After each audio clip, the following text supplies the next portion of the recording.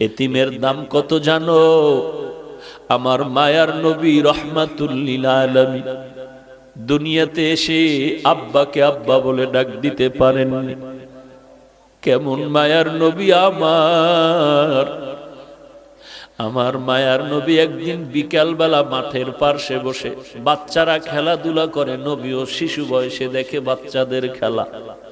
নবীর মনে খেলার কোনো আগ্রহ নাই, কারণ আল্লাহ 4 বার কুদরতি অপারেশন করে করে দুনিয়ার সব চাহিদা নষ্ট করে দিয়েছে।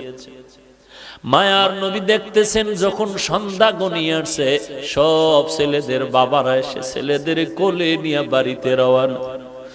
আমার মায়ার নবী ডানে তাকায় আর বামে তাকায়, খুঁজে আমার বাবাই কই, আমার বাবাই কই।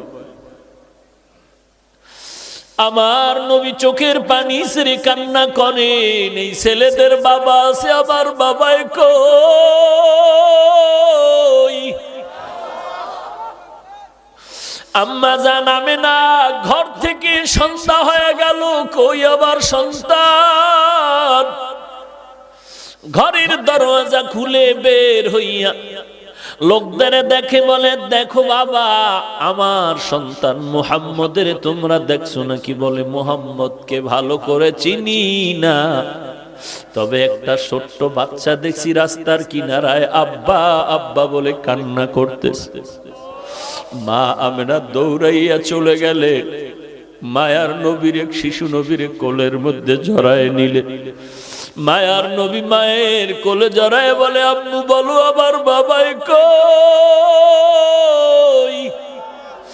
আমি সব ছেলেদের দেখলাম বাবায় কোলে নিয়ে আদর করে, বলো আমার বাবারে তো আমি দেখতে পারলাম না। আমেনা চোখের পানি ছেড়ে কয়, রে সন্তান, তুমি দুনিয়াতে আসার আগে তোমার বাবা ব্যবসা করতে গিয়া আর বাড়িতে ফেরত আসতে পারে নাই। মায়ার নবী বলেন, আম্মা আমার বাবার কবরটাকে একটু দেখাইবা, আমি বাবার কবরের কাছে একটু সালাম দিতেছে। মা আমেনা দৌড়ায় চলে গেলেন দাদার কাছে। আপনার নাতি তার বাবার কবর দেখতে চায়। দাদায় অনুমতি দিয়া বলে, দাসী উম্মে আয়মান আর আমেনা সহ রওনা হয়ে যাও, দেখাইয়া নিয়ে আসো। ঘোড়ার পিঠে বা উটের পিঠে 3 জন লোক রওনা হয়ে গেল, নবী বাবার কবর দেখবেন। যাইতে যাইতে বাবার কবরের কিনারায় গিয়া মা আমেনা ডাক দিয়া কয়, সন্তান, ওই গাছের নিচে তোর বাবার কবর। মায়ার নবী একটু লাফ দিয়া পড়িয়া বাবার কবরের কিনারায় চোখের পানি ছেড়ে কান্না শুরু করলেন। আল্লাহ পাক ফিরিস্তা পাঠায় কয়, তাড়াতাড়ি আমার বন্ধুরে সরায়া দেও, কারণ আমার বন্ধুর কান্না আসমানও সহ্য করতে পারে না, জমিনও সহ্য করতে পারে না, আমি আল্লাহও বরদাস্ত করতে পারি না, ফিরায় দাও। মায়ার নবী কান্না করে বিদায় বেলা যখন রওনা হয়, কিছু দূর যাওয়ার পরে মা আমেনা বলে, এই উম্মে আয়মান দাসী, বাহনটাকে থামাও, আমার পেটে ব্যথা শুরু হয়ে গেছে। মা আমেনা মাটিতে পড়ে গেলেন, ছটফট করে আর চোখের পানি ছেড়ে কান্না করে শেষ বিদায়ের বেদনা শুরু হয়ে গেছে। ডাক দিয়া কয়, দাসী উম্মে আয়মান, আমার কলিজার টুকরা সন্তানটারে একটু আমার বুকের উপরে উঠায় দাও। মায়ার নবীর জড়ায় বলে, বাবা চির বিদায়ের সালাম, আর বুঝি দেখা হবে না রে সন্তান। বাবার কবর দেখতে গিয়া আজ মাকেও তুমি হারিয়ে এতিমের মতো বাড়িতে যাইবা। মায়ার নবী কান্না করেন, ও মা, আমি কার কাছে গিয়ে একটু মায়ের আশ্রয় নিব, আদর নিব? মা আমেনা ওখানে কান্না করে করে এখানে বিদায় হয়ে গেলেন। এইবার 2 জন মানুষ, দাসী উম্মে আয়মান আর আমার নবী রওয়ানা। লম্বা ঘটনা। মায়ার নবী চলতেছেন, দাদায় অপেক্ষা আছে, এখনো কেন আসে না? হঠাৎ নজর করে দেখে বাহনের উপরে 3 জন লোক ছিল, একজন দেখা যায় না, ব্যাপারটা কি? কাছে আইসা নবী দাদার গলা জড়ায় ডাক দিয়ে কয়, দাদা বাবারে দেখতে গিয়া মা হারায় চির এতিম হয়ে গেল। দাদার গলা জড়ায় গায়, আমি আর কাকে মা বলে ডাক দিব রে দাদা? এরে যুবক, এতিম নবীর উম্মত, এই জায়গায় কত এতিম ছেলে আছো, মা নাই বাবাও নাই। ওই মায়ের চেহারাটাও কি মনে পড়ে না রে সন্তান? ওই মাকে কত কষ্ট দিয়া চোখের পানি ফালাইছো, ওই মায়ের কলিজায় যারা আঘাত করেছো, চোখের পানি ছাড়ি আমার মাওলার কাছে তওবা কর। আমার মাওলা যদি ক্ষমা না করে তোর উপায় নাই। আল্লাহর নবী এতিমদের জন্য কত দয়ার নবী, আমার মায়ার নবী ঘর থেকে বের হয়ে গেলেন। হঠাৎ রাস্তার কিনারায় দেখে বাচ্চারা খেলাধুলা করে।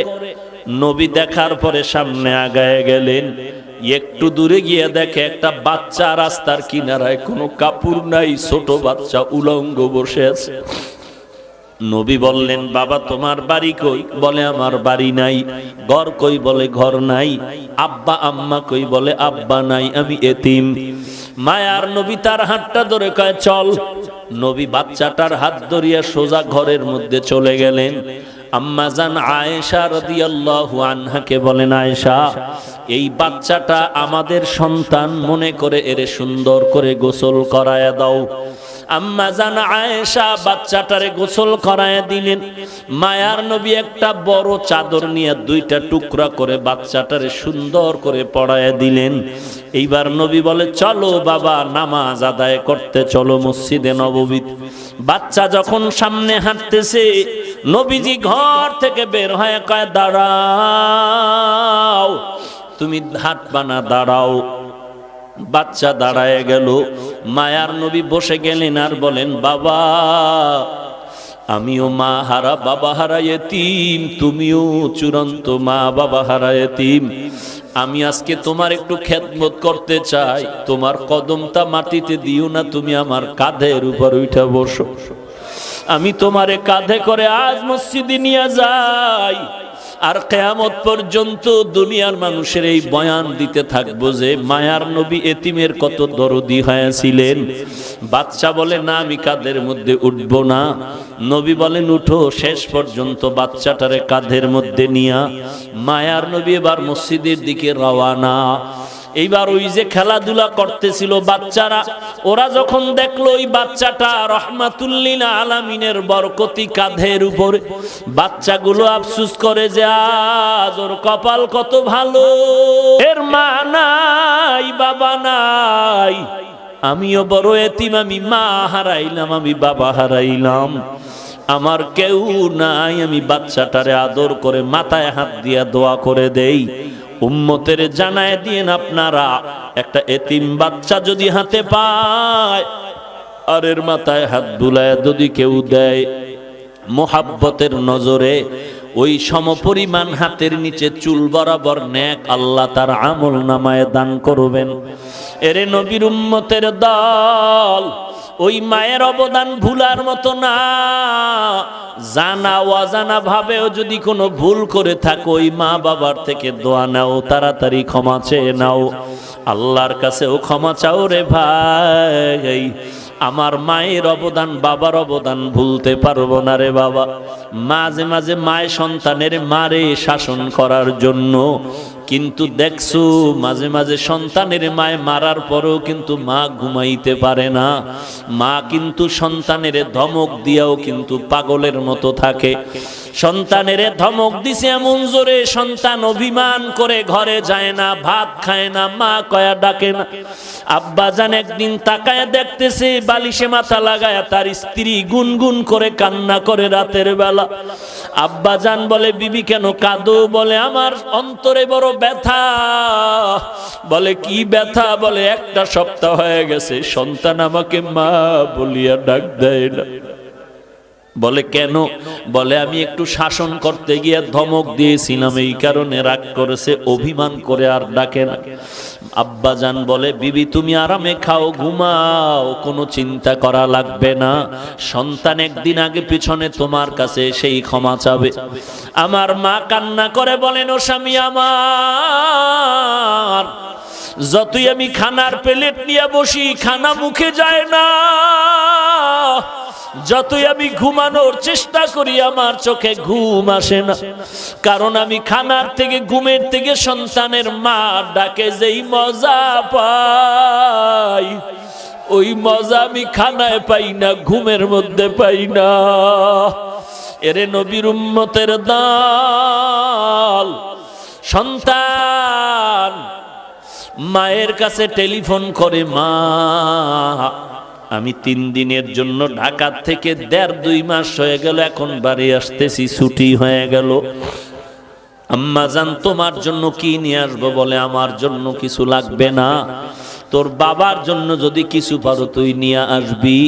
এরে নবীর উম্মতের দল, সন্তান মার্কেটে গিয়া শপিং করে, মাকে বলে মা বলো কি আনবো? মা বলে কিছু আনা লাগবে না। বলে মা তুমি এমন কেন করো? বলে বাবা তুই আমারে কি দিয়ে খুশি করবি? তুই যদি স্বর্ণের কিছু দাও তারপর আমি খুশি হতে পারি না। তুই তাড়াতাড়ি আয়, তোর চেহারাটা দেখলে যেই খুশি হব, ওই খুশি আমারে তুই কাপড় দিয়াও করতে পারবি না। তুই আমারে মা বলিয়া ডাক দিলে আমি বাজেই খুশি হব। এই খুশি তুই আমাকে কিছু দিয়ে করতে পারবি না। সন্তান সন্ধ্যা পেরিয়ে যাওয়ার পরে গাড়ির মধ্যে উঠিয়া মাকে মোবাইল করছে, আমি 12টার মধ্যে বাসায় চলে আসতেছি, মা তুমি দোয়া করো। প্রতিদিন মা ঘুমাইয়া যায়, আজকে মা ঘুমায় না, খানাও খায় না। সন্তান আসবে, একত্রে সন্তানের নিয়ে মা খানা খাবে। ঘড়ির কাঁটার দিয়ে তাকায় আর দেখে কখন 12টা বাজবে, সন্তান আইসা মা বলে ডাক দিবে। মা ঘড়ির দিকে বারবার তাকায়, এরকম দেখতে দেখতে 12টার কাঁটা ঘুরিয়া সামনে আগায় গেল। মা বলে কি ব্যাপার, কোনো যানজটে পড়লো নাকি? এইবার চিন্তা গভীর হচ্ছে, গভীর হচ্ছে, বাবায় ঘুমায়।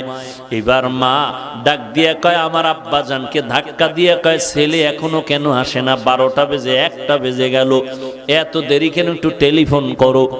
বাবারে উঠায় দিল। আব্বাজান টেলিফোন করে সন্তানের মোবাইলে, রিং হচ্ছে, কোনো রিসিভ হয় না, কেটে যায়, বারবার কেটে যায়, বারবার কেটে যায়। মায়ের অন্তরের মধ্যে কেমন যেন একটু সন্দেহ সন্দেহ ভাব, নাকি আমার সন্তান কোনো বিপদের মধ্যে পড়ে গেল।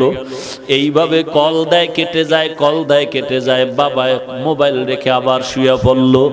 মা অস্থির হয়ে গেল, বাবাকেও বুঝাইতে পারে না মনের ব্যথাটা। শেষ পর্যন্ত আবার ধাক্কা দিয়ে কয়, ও স্বামী আমার, আমার সন্তান তো এত দেরি করতে পারে না, আমি অপেক্ষায় আছি, আমার সন্তান আসবে, আমি সন্তানের নিয়ে একত্রে খানা খাবো, আজকে মন ভরে খানা খাবো। কত অনুষ্ঠান গেল, আমি এক টুকরা গোশত খাই নাই আমার সন্তানের মায়ার কারণে। তুমি আবার একটু মোবাইল করো। বাবায় ঘুম থেকে উঠিয়া আবার মোবাইল করে, রিং হয়, রিসিভ হয় না, রিং বাজতেছে, রিসিভ হয় না। এইভাবে দীর্ঘক্ষণ যখন ট্রাই করা শুরু করলো, এক পর্যায়ে হঠাৎ করে দেখে মোবাইলটা রিসিভ হয়ে গেল।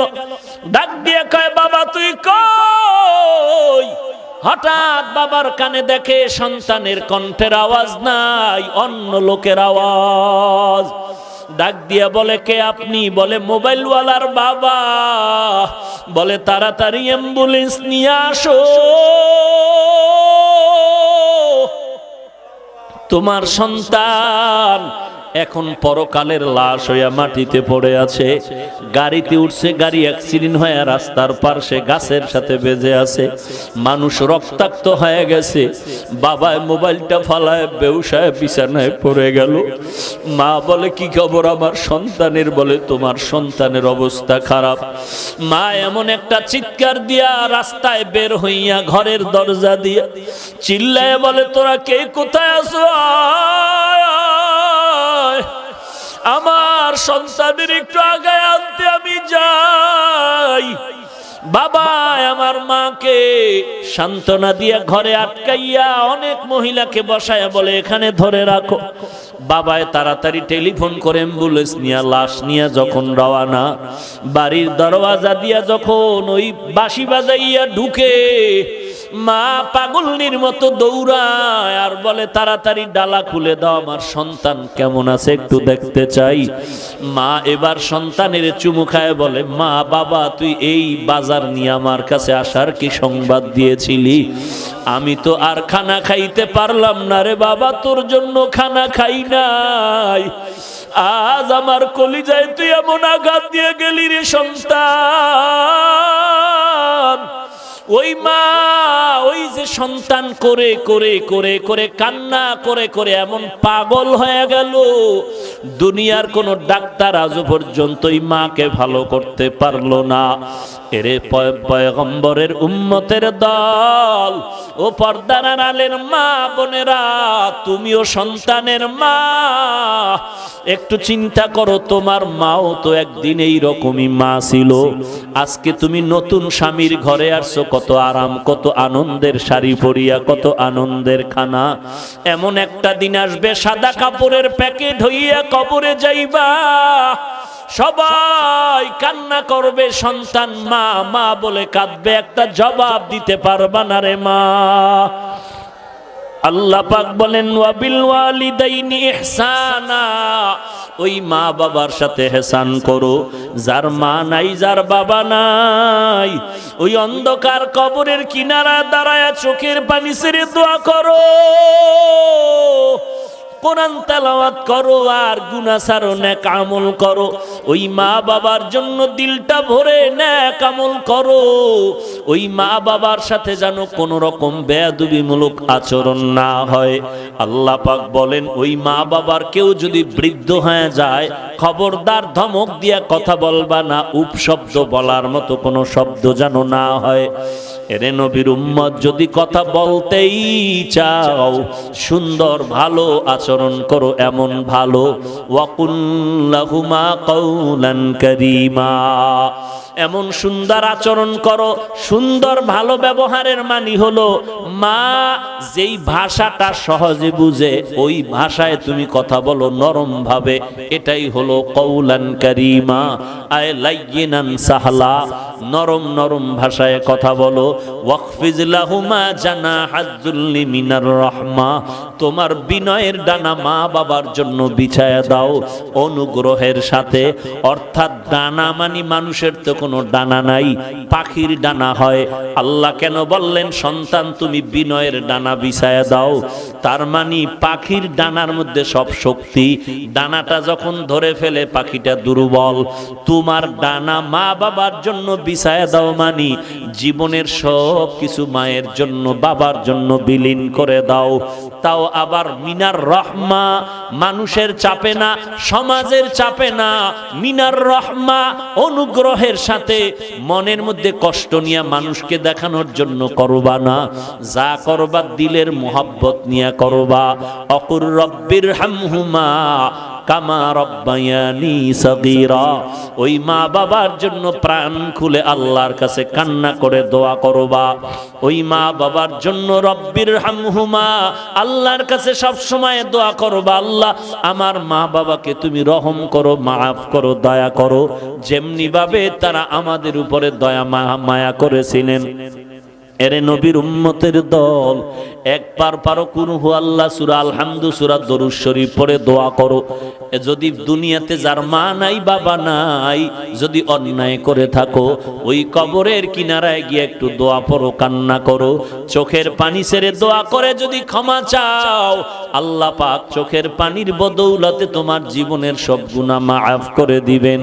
ওই মা বাবার জন্য দোয়া করো, নিজেও কিন্তু আল্লাহর কাছে তৈরি হয়ে যাও, ইবাদত করবা আল্লাহর, আর কারো অংশীদার এখানে বানাইবা না। মা বাবার খেদমত করে দোয়া নাও। দুনিয়াতে দোয়া ছাড়া কেউ কামিয়াবির দরওয়াজায় যেতে পারে নাই, পারবাও না। মুরব্বীদের দোয়া, সাদা দাড়িওয়ালাদের দোয়া, তোমার বয়সের যে বড় তার থেকে দোয়া নাও। গায়ের জোরে রাগ করে বাহাদুরি করে গাদ্দারি আর বেয়াদবি করতে পারবা, কারো থেকে দোয়া নিতে পারবা না। অতএব খবরদার ছাত্র ভাই, ওস্তাদ তোমার মুরব্বী শিক্ষকের থেকে দোয়া নাও, বিরোধিতা করবা না। মা বাবা মুরব্বী দোয়া নাও, একজন সাদা দাড়িওয়ালা মুরব্বী দোয়া নাও। তোমার থেকে শিক্ষা একজনে আগানো, তার থেকে দোয়া নাও। তোমার থেকে একজনের সম্মান বেশি, ওই দিক থেকে সে অনেক দামি, তার থেকে দোয়া নাও। একজন রিকশার ড্রাইভারও যদি দেখো বুড়া, তার থেকেও দোয়া নাও। দোয়া ছাড়া তুমি আখেরাত বলো দুনিয়া বলো কোন লাইনে কামিয়াবি অর্জন করতে পারবা না। নিজের গুনাহের কথা স্মরণ করে তওবা করো। কোথায় কোন দিন কি পরিমাণ অন্যায় করেছো, আয়নার মতো সব সামনে পরিষ্কার।